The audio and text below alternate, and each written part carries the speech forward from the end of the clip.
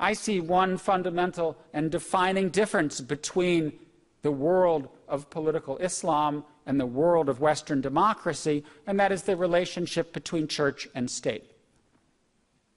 We came to life as the Western world after the Reformation.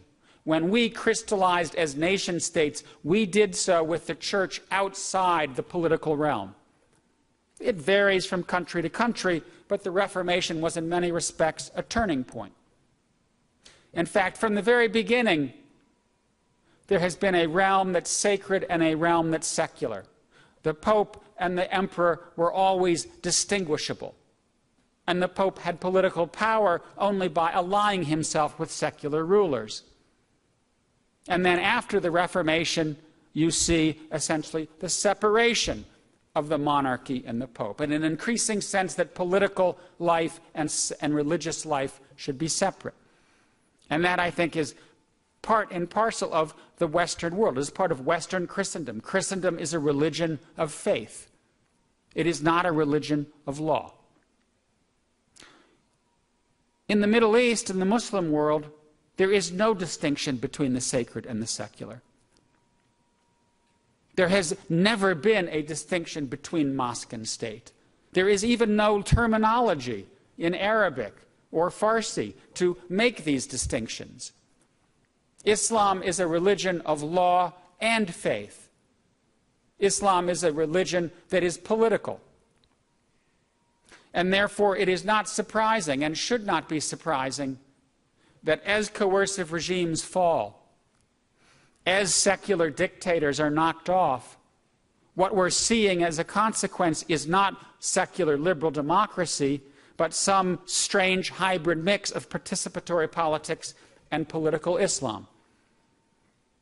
And it's not just in Tunisia and Egypt that the Muslim Brotherhood and more extremist Islamists have won. It's in every country that has held elections. Algeria, Iran, Iraq, Lebanon, Turkey, Palestinian Authority. You name it, if there has been participatory election, the Islamists have won or have strengthened their case.